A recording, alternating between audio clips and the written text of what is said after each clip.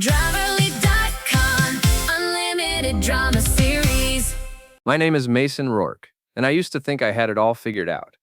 At 42, I owned the last independent glassworks factory in this dying Rust Belt town, employed 37 people, and came home every night to a beautiful wife and a smart-mouthed daughter who actually liked me. Hell, I even had calluses on my hands and grease under my fingernails to prove I'd earned every dollar the hard way. Should have known it was too good to last. The first sign something was wrong came on a Tuesday in March. I just finished a 12-hour shift supervising a custom order for some fancy hotel chain when I walked into our kitchen and found my wife Julia primping in front of her phone camera like she was about to audition for a reality show. "Working late again tonight, honey," she said without looking up from her reflection. Big client presentation. Julia worked in corporate PR for a mid-sized firm downtown. At 39, she still turned heads with her auburn hair and designer clothes that cost more than most of my workers made in a week. We'd been married 19 years, and I'd watched her climb from secretary to director with the kind of ruthless ambition that both impressed and worried me. "Which client?" I asked, grabbing a beer from the fridge. "Oh, you wouldn't know them." She finally looked at me, and I caught something cold in her green eyes. Some manufacturing consortium looking to expand in the area. Our daughter Lexi wandered in, backpack slung over her shoulder, ready for another night of cramming for her SATs. At 18, she had Julia's looks but my smart mouth and work ethic. "Mom's been having a lot of late nights lately," Lexi said, shooting her mother a look. "Maybe she should ask for a raise." Julia's jaw tightened. "Some of us have careers that require networking, Alexandra. Some of us have families that require showing up," Lexi shot back. I watched this exchange with growing unease. My daughter had radar for bullshit that rivaled my own. And if she was picking up weird vibes from Julia, there was probably something there. After Julia left in a cloud of expensive perfume, I sat down with Lexi at our battered kitchen table. "Everything okay between you and your mom?" Lexi shrugged, but I could see the worry in her eyes. "I don't know, Dad. She's been different lately, secretive. And she keeps getting these texts that make her smile in this weird way." "What kind of weird way?" "Like she's got a secret, a big one." That night, I lay awake listening to Julia's key in the lock at 2:15 a.m. She slipped into bed smelling like expensive cologne that definitely wasn't mine. And when I rolled over to say something, she was already pretending to be asleep. The next few weeks followed the same pattern. Julia working later and later, coming home with stories that didn't quite add up, and treating me like I was some kind of roommate she barely tolerated. Meanwhile, my factory was humming along, turning out custom glass panels for architectural firms across 3 states. My foreman, Big Ray Kowalski, had been with me since I bought the place 8 years ago. Ex-military, built like a refrigerator, and loyal as a golden retriever. He'd noticed the change in me before I'd fully admitted it to myself. "Boss, you look like someone's been pissing in your coffee," he said one afternoon as we watched the crew load a shipment. "Just tired, Ray." "Uh-huh. This got anything to do with why Mrs. Rourke's been driving past here at weird hours with some guy in a black SUV?" I stopped dead. "What?" "Yeah, saw them yesterday around lunch. She was in the passenger seat, laughing at something he said. Didn't think much of it until I saw the same SUV parked outside Marconi's last week when you said she was at that client dinner." Marconi's was the fanciest restaurant in town. The kind of place you took someone when you wanted to impress them. I'd taken Julia there for our anniversary 3 months ago, and she'd spent the whole dinner checking her phone. "You get a look at the guy?" Ray nodded grimly. Tall, dark hair, expensive suit. Looked familiar, but I couldn't place him. That evening, I decided to do a little investigating of my own. Julia was at another client meeting, so I drove downtown and parked across from her office building.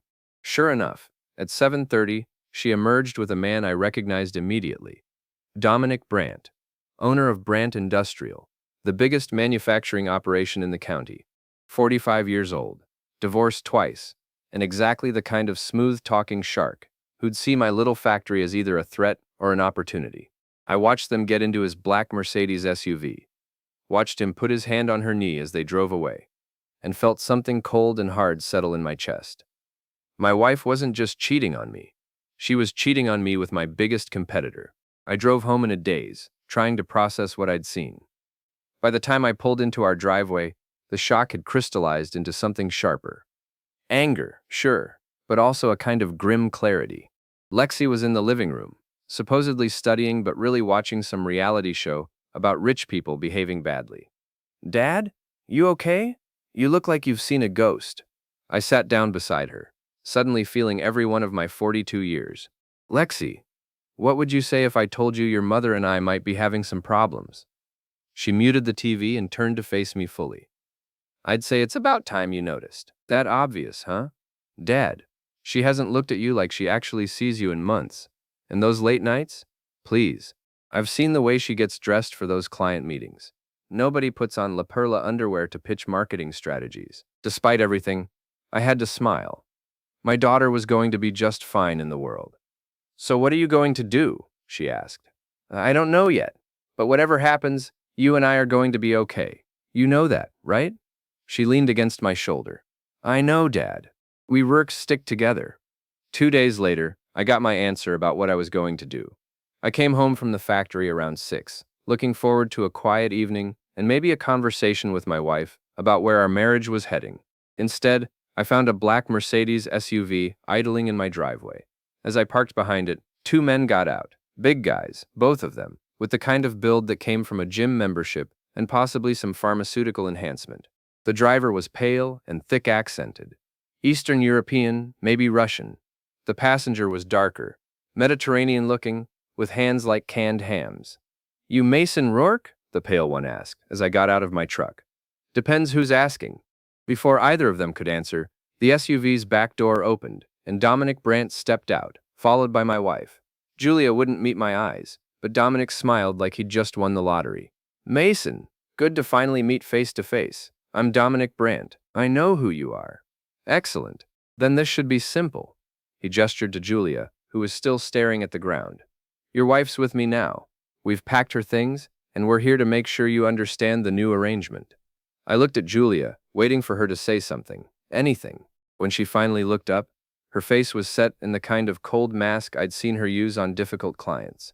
I'm sorry, Mason, but this is how it has to be. How it has to be, I repeated slowly.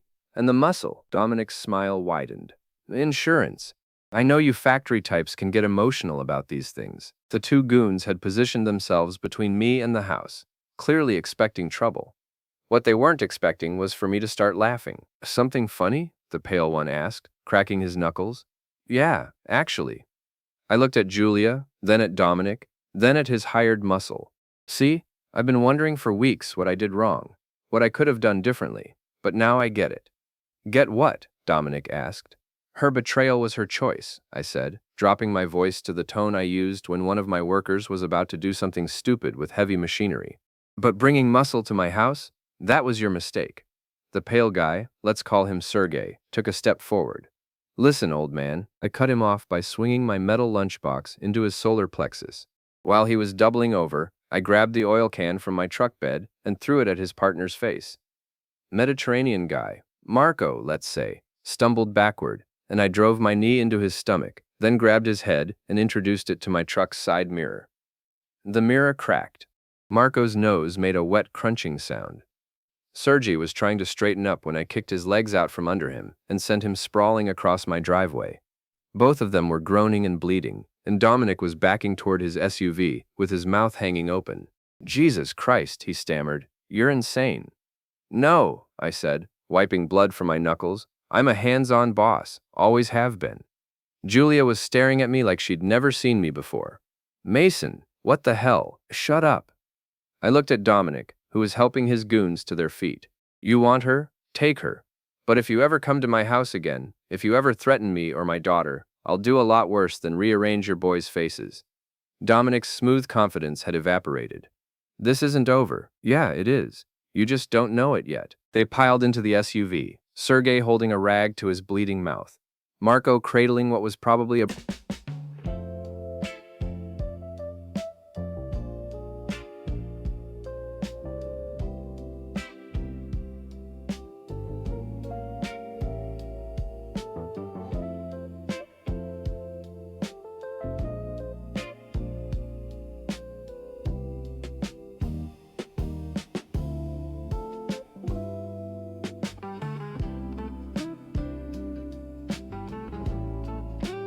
broken nose. Julia got in last, and for just a moment, she looked back at me with something that might have been regret. Then they were gone, and I was standing alone in my driveway, adrenaline still coursing through my veins. Lexi appeared in the doorway, eyes wide. "Dad, what happened?" I heard shouting, and she saw the blood on the driveway. "Oh my God, it's okay, sweetheart. Your mother's made her choice." She ran to me, and I wrapped my arms around her, feeling the last of my old life crumble away. But as I held my daughter and looked at the skid marks Dominic's SUV had left on my driveway, I found myself smiling. Round one goes to Rourke. The next morning, I woke up with bruised knuckles and a clarity I hadn't felt in months. Julia was gone, really gone this time. Not just emotionally checked out, but physically moved in with her rich boyfriend. And somehow, that felt like a relief. I made coffee and breakfast for Lexi, who was uncharacteristically quiet as she got ready for school. "You sure you're okay, Dad?" "Better than I've been in a long time, kiddo." She studied my face like she was looking for cracks. "What happens now?" "Now we figure out how to move forward. You've got college applications to finish. I've got a business to run. And your mother?" I shrugged. "Your mother's made her bed." At the factory, word had already spread. Small towns are like that. You can't have a confrontation in your driveway without half the neighborhood knowing about it by sunrise. Big Ray took one look at my bruised knuckles and grinned. "Heard you had some visitors last night. News travels fast." Kowalski was walking the dog when the ambulance showed up next door. "Said it looked like someone had been using your driveway for Fight Club." I'd forgotten about old Mrs. Kowalski, our neighbor who treated gossip like a competitive sport. If she'd seen the aftermath, the whole town would know by lunch. "Any word on how bad I hurt them?" Ray's grin widened. Broken nose, possible concussion, and what the EMTs described as multiple facial contusions. Not bad for a guy who supposedly just pushes paper around. The morning passed quietly, with the usual rhythm of production and shipping. But around noon, my phone rang.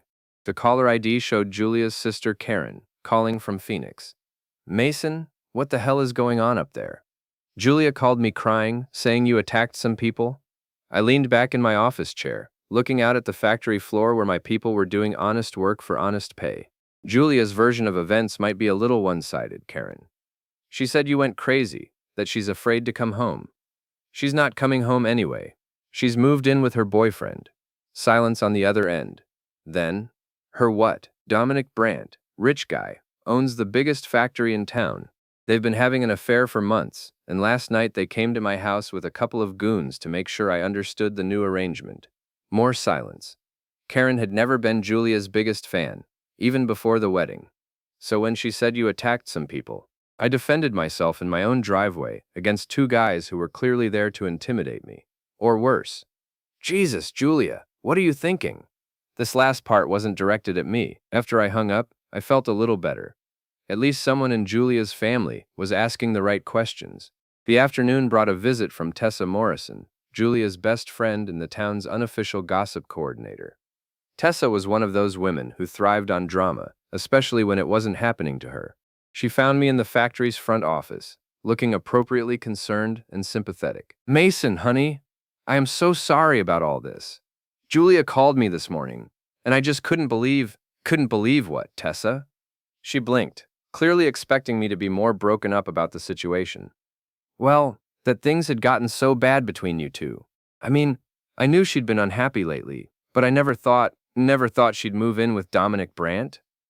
Tessa's carefully constructed expression of sympathy cracked just a little. "She told you about that. Didn't have to. I saw them together weeks ago. The question is, how long have you known?" She shifted uncomfortably, and I could practically see her calculating how much truth she could get away with.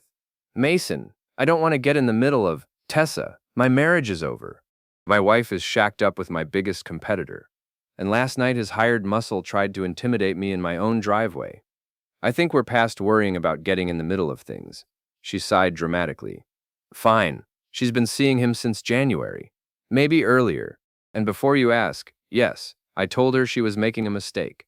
But Julia, you know how she gets when she wants something. January. That was 4 months ago, which meant Julia had been lying to my face and sleeping in my bed while carrying on with Dominic for a third of a year. Did she tell you why?" "She said you two had grown apart." that you didn't understand her ambitions, that you were holding her back. Tessa paused, looking genuinely uncomfortable for the first time. And she said Dominic was going to help her start her own consulting firm. With what money? I I don't know. She wasn't specific. But I was starting to get an idea. Dominic Brandt didn't do anything without expecting a return on investment, and Julia didn't have any assets worth his attention except for one thing: inside information about the last independent factory in town. After Tessa left, I called my lawyer, Pete Hendricks. Pete had handled the legal work when I bought the factory, and he'd become a friend over the years. Mason, I heard about last night. You okay? I'm fine, Pete, but I need to ask you something. If someone wanted to force me to sell the factory, how would they go about it? Well, there are several ways. They could try to undercut your contracts, sabotage your operations, tie you up in lawsuits. He paused. Why? Is someone pressuring you to sell? Let's just say I'm starting to see a bigger picture here. That evening, Lexi and I ordered pizza and tried to establish some kind of new normal.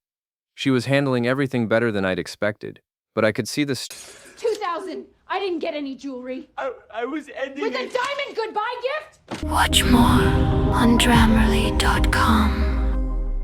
stress in the way she kept checking her phone. She hasn't called, she said finally.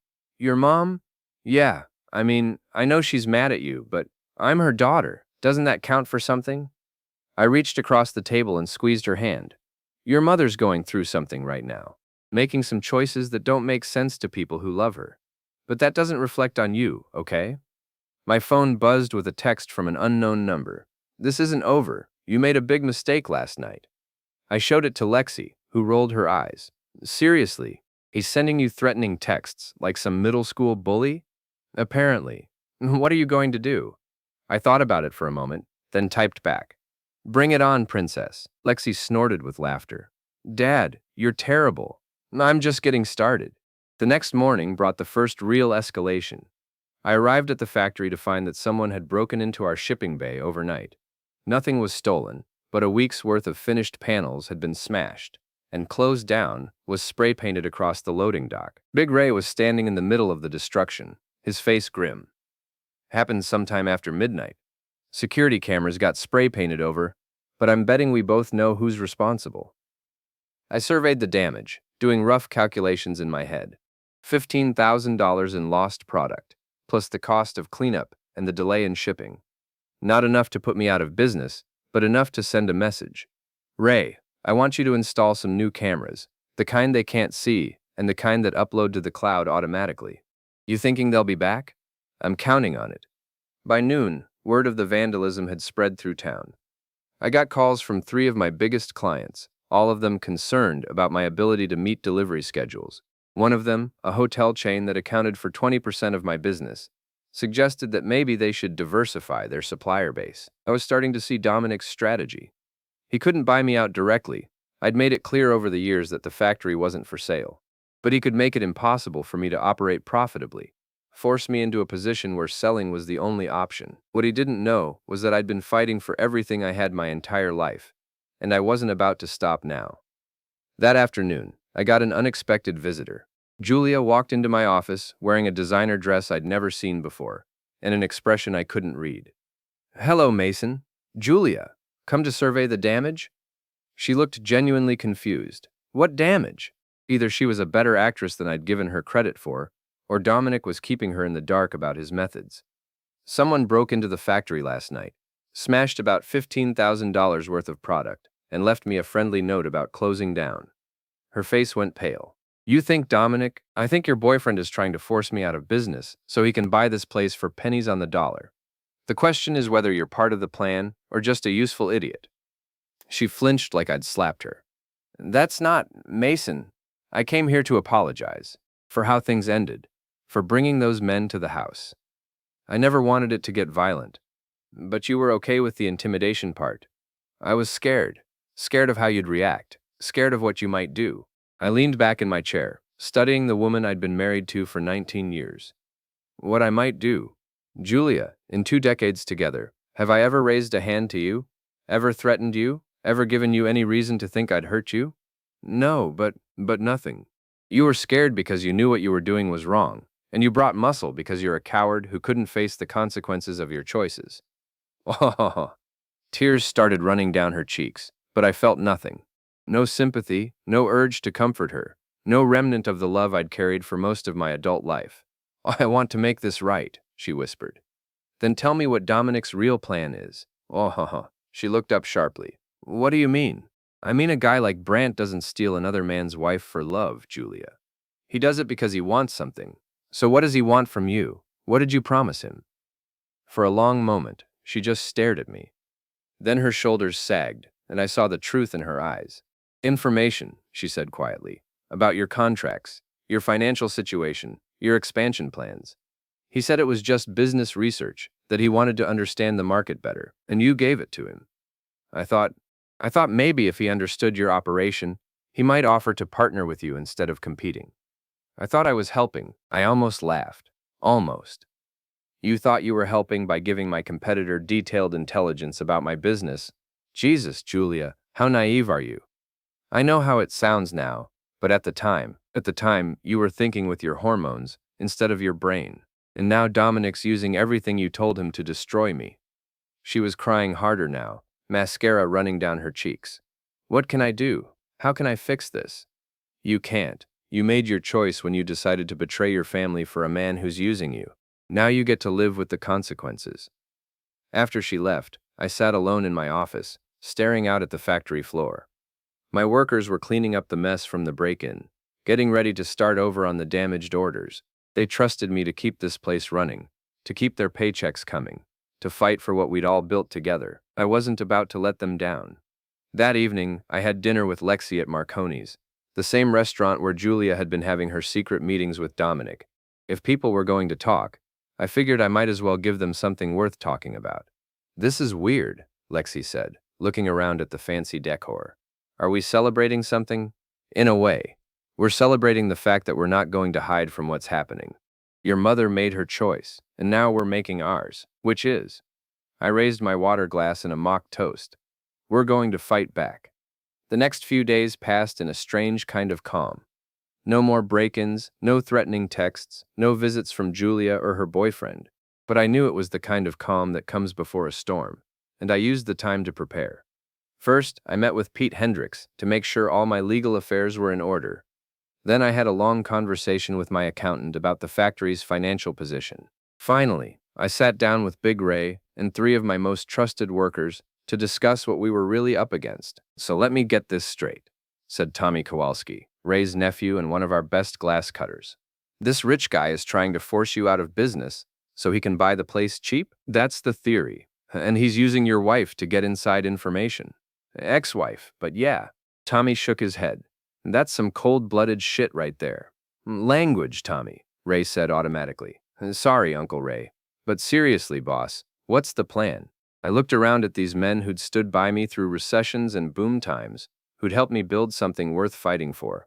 The plan is to make Dominic Brant regret the day he decided to mess with us. The opportunity came sooner than I'd expected. On Thursday morning, I got a call from Marcus Webb, the purchasing manager for a major hotel chain that accounted for about 30% of my business. Mason, I'm going to level with you. I've been getting calls from Brant Industrial, offering to match your prices and guarantee faster delivery times. And normally I'd tell them to pound sand, because you've never let us down. But after what happened at your factory this week, you're worried about my ability to deliver. I'm worried about my ability to keep my job if there are delays. You understand. I understood perfectly. This was exactly what Dominic had been counting on. Create enough doubt about my reliability that clients would start looking elsewhere. Marcus, give me 48 hours. I think I can resolve your concerns. After I hung up, I called Pete Hendricks. Pete, I need to know everything there is to know about Dominic Brant's business practices, lawsuits, complaints, regulatory issues, anything that might be public record. That could take a while to research properly. I don't have a while. Can you get me something by tomorrow morning? I'll see what I can do. That afternoon, I decided to do some research of my own. I drove over to Brant Industrial, ostensibly to see if they were hiring, a perfectly legitimate reason for a competitor to visit. The place was impressive, I had to admit. Modern buildings, expensive equipment, everything designed to project success and stability. But as I walked through their public areas, I noticed something interesting. A lot of their workers looked stressed, and there was a tension in the air that reminded me of places where people were afraid of their boss. I struck up a conversation with a guy in the parking lot who was taking a smoke break. "Nice operation," I said, lighting up a cigarette of my own. "Yeah, if you like working for a psychopath," he replied. "That bad?" He looked around nervously, then leaned closer. "Let me put it this way. I've been here 3 years, and I've seen more good people fired for bullshit reasons than I can count. And lately, the boss has been acting like he's planning something big." "What kind of something big?" "Word is he's trying to acquire some smaller operations in the area. Expand his territory, you know." But the way he talks about it, the guy shuddered. It's like he takes it personal when people don't want to sell. I thanked him for the information and drove home, pieces of the puzzle starting to fall into place. Dominic wasn't just trying to buy my factory, he was trying to corner the entire regional market, and he was willing to use whatever methods necessary to make it happen. That evening, Lexi and I were having dinner when she brought up something that had been bothering her. "Dad, I've been thinking about what Mom said yesterday, about trying to make things right. What about it? Do you think she really didn't know what Dominic was planning?" I considered the question carefully. "I think your mother is very good at not knowing things she doesn't want to know. But whether she knew the details or not, she still chose to betray our family. So you're not going to forgive her?" "Forgiveness is different from trust, sweetheart. Even if I could forgive what she did, I could never trust her again. And without trust, there's no relationship," Lexi finished. "Exactly." The next morning, Pete called with his research results. "Mason, your instincts were right. Brand has a pattern of aggressive acquisition tactics going back at least 5 years. 3 different companies have filed complaints alleging harassment, industrial sabotage, and predatory business practices. Any of them stick. 2 were settled out of court with confidentiality agreements. The third is still pending, but the plaintiff is a small machining outfit that's probably going to run out of money for lawyers before it goes to trial." "What about regulatory issues? OSHA violations, EPA fines, and at least 2 wrongful termination suits that resulted in significant payouts. This guy plays dirty, and he's got the money to make problems go away." After I hung up, I sat in my office thinking about my options. I could try to fight Dominic in court, but that would take years and cost more than I could afford. I could try to match his dirty tactics, but that would make me no better than him. Or I could get creative. That afternoon, I called Marcus Webb back. "Marcus, remember when you said you were worried about delays? What would you say if I told you that Brandt Industrial has a history of missing deadlines and cutting corners on quality? I'd say you better be able to prove it. What if I could put you in touch with 3 former Brandt customers who'd be happy to share their experiences?" There was a pause. "That would be illuminating. I'll send you their contact information this afternoon." My next call was to the local newspaper. The business reporter, Sarah Chen, had covered my factory several times over the years, usually in the context of being one of the few remaining independent manufacturers in the area. "Sarah, I've got a story for you about anti-competitive business practices in the local manufacturing sector." "I'm listening." "What would you say if I told you that Brand Industrial has been using industrial sabotage and intimidation to force smaller competitors out of business?" "I'd say you better have documentation." "I'm working on it." That evening, I put the next phase of my plan into motion. I'd had Ray install several hidden cameras around the factory, including some that weren't visible even in daylight. If Dominic's people came back, I'd be ready for them. I didn't have to wait long. At 2:30 a.m., my phone buzzed with an alert from the security system. I grabbed my keys and drove to the factory, calling Ray on the way. "Boss, what's going on?" "We've got visitors. Meet me at the back entrance, and bring your camera." When I arrived, I could see lights moving around inside the building. 2 figures were in the main production area, and it looked like they were trying to damage some of the equipment. Ray arrived a few minutes later, and we watched through the windows as Sergey and Marco, the same 2 goons from my driveway, attempted to sabotage one of my glass cutting machines. "You getting this?" I whispered. Ray held up his phone, recording everything. "Got it. You want to call the cops?" "Not yet. Let them finish." We watched as they moved from machine to machine, loosening bolts, cutting wires, and generally trying to cause as much expensive damage as possible. When they were done, they spray-painted "Last One Ring" on the wall and headed for the exit. That's when I stepped out of the shadows. "Evening, boys. Working late tonight?" Both of them froze. Then Sergey reached for something in his jacket. I wouldn't, I said calmly. Ray's got the whole thing on video, and it's already uploaded to the cloud. You want to add assault with a deadly weapon to breaking and entering? Marco, his nose still bandaged from our last encounter, took a step forward. You should have listened, old man. Should have, could have, would have. The thing is, I don't take orders from punks who work for punks. That's when they rushed me. I was ready for them this time. As Sergey came in low, I grabbed a wrench from the workbench and caught him across the temple. He went down hard, and I spun to face Marco, who was swinging a piece of pipe at my head. I ducked under his swing and drove my shoulder into his midsection, sending both of us crashing into a stack of glass panels. The panels shattered, and Marco screamed as he landed on the broken glass. Ray appeared behind Sergey, who was trying to get back to his feet, and put him in a sleeper hold that would have made his old drill sergeant proud. Nap time, Ray said as Sergey went limp. Marco was still conscious but bleeding from several cuts, and he didn't look like he was in any shape to continue fighting. Here's what's going to happen, I told him as I zip-tied his hands behind his back. You're going to tell your boss that this is his last warning. The next time he sends you boys to play, I'm going to hurt you in ways that don't heal. He's going to kill you for this, Marco gasped.